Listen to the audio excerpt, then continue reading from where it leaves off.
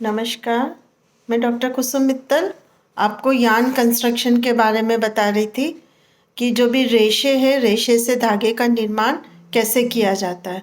उसमें मैंने आपको बताया था कि पुराने समय में तकली आती थी, फिर उसके बाद चरखा, और चरखे से के बाद मशीनों से धागा बनने लगा। और रेशे से धागे के निर्माण में मैंने आपको बताया था, रेशे से जो धागे बनाए जाते हैं वो 4 रूपों में बनाए जाते हैं। बिना ऐंठन दिए हुए लंबे रेशे, ऐंठन दिए हुए लंबे रेशे, छोटे छोटे रेशों को मिलाकर ऐंठन देकर अविरल लंबाई का बनाया गया धागा तैयार करना, और एक रेशीय जो ऐंठन युक्त भी हो सकते हैं और बिना ऐंठन युक्त भी होते हैं, जिसमें केवल एक रेशा होता है। कई बार ऐसा भी होता है कि एक से अधिक रेशों को मिलाकर और मिक्स धागे के वस्त्र बनाए जाते हैं। अब मैं आपको बताऊंगी रेशे से धागे के निर्माण की प्रोसेस। सभी जो प्राकृतिक रेशे होते हैं वो अलग अलग लंबाई के होते हैं, कुछ छोटे होते हैं, कुछ लंबे होते हैं। छोटे रेशे से जो कपड़ा बनाया जाता है, उन कपड़ों पर थोड़े से समय के बाद उनके ऐंठन खुलने के कारण कपड़ों पर रोए आ जाते हैं। और जो प्राकृतिक रेशे होते हैं उसमें खाली सिल्क ही ऐसा रेशा है जो कि अविरल लंबाई का होता है, और इसीलिए उसकी सतह चिकनी होती है और उस पर कभी रोए नहीं आते हैं।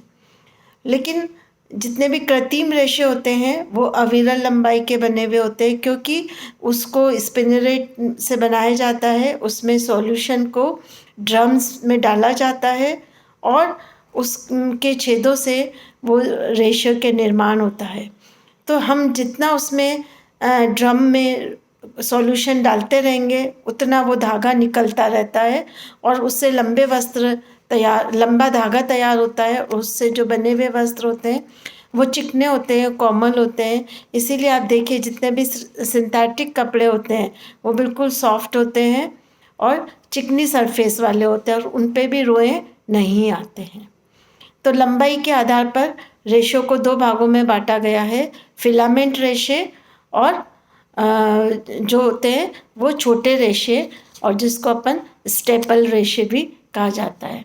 फिलामेंट रेशे वो होते हैं जो कि अविरल लंबाई के होते हैं, और जितने भी कृत्रिम रेशे होते हैं वो फिलामेंट रेशे होते हैं। जितने भी कृत्रिम रेशे हैं उनको फिलामेंट रेशे कहते हैं।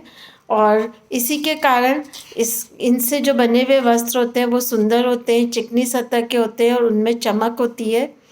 और चिकनी चमक के कारण, चिकनी सतह के वजह से इस पे कोई भी धूल मिट्टी या गंदगी चिपकती नहीं है और वो सतह पे ही रहती है। इसीलिए आप जितने भी सिंथेटिक कपड़े देखिए वो ज़्यादा गंदे नहीं होते हैं, और अगर गंदे हो भी जाते हैं तो उनको केवल पानी में डालते हैं तो ही उसकी मिट्टी निकल जाती है और वो वस्त्र जल्दी साफ़ हो जाते हैं।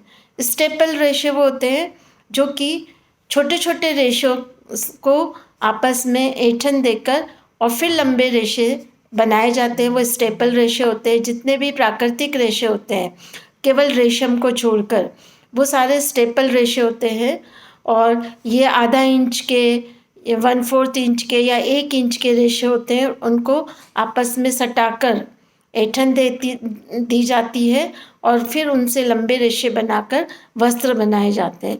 इसीलिए स्टेपल रेशे वाले जो ऐंठन होती है वो कभी कभी खुल जाती है और उससे वस्त्र पर रोए आ जाते हैं। लेकिन जितने भी छोटे छोटे रेशे जो होते हैं उनसे बने हुए वस्त्र थोड़े से अच्छे होते हैं, क्योंकि उसमें वो प्राकृतिक रेशे होते हैं, इसलिए उसमें बहुत सारी क्वालिटीज़ होती है। अब मैं आपको बताऊंगी धागा निर्माण करने की विभिन्न अवस्थाएं।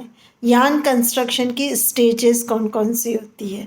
जो रेशे से धागा बनाया जाता है वो उनकी अवस्थाएं क्या क्या है। सबसे पहले है धुनाई प्रोसेस। धुनाई प्रोसेस में क्या करते हैं कि जितने भी रेशे होते हैं उसके अंदर जो प्राकृतिक अशुद्धियाँ होती हैं उन अशुद्धियों को निकाला जाता है। निकालने के लिए कार्डिंग मशीन यूज़ करी जाती है, और उसमें से जैसे घास है, पत्ते हैं, मिट्टी है, धूल कण है, वो सारे निकल जाते हैं। ये काम मशीनों के द्वारा भी किया जाता है और हाथ के द्वारा भी किया जाता है। और इसी समय, धुनाई के समय ही अगर कोई हमें ब्लेंडेड यार्न बनाना है, ब्लेंडेड यार्न का मतलब होता है मिश्रित यार्न। मिश्रित यार्न में जैसे होता है कि प्योर वूलन वस्त्र होते हैं, उनकी केयर बहुत चाहिए, महंगे होते हैं, तो उसमें एक सिंथेटिक नायलॉन धागा मिक्स कर, जिसको अपन कैशमिलोन कहते हैं, उसमें एक सिंथेटिक धागा होता है और एक होता है वूलन। उसमें सिंथेटिक की भी क्वालिटी होती है और वूलन की भी क्वालिटी होती है। तो ऐसे जो वस्त्र होते हैं, ऐसा जो कहते हैं ना मिश्रित करना, वो भी इसी समय धुनाई की प्रोसेस के समय ही कर लिया जाता है या डिसाइड कर लिया जाता है कि हमको मिश्रित वस्त्र बनाते हैं, तो मिश्रित में कौन कौन सा धागा यूज़ किया जाता है। ठीक है, अब नेक्स्ट प्रोसेस मैं आपको नेक्स्ट क्लास में बताऊंगी। धन्यवाद।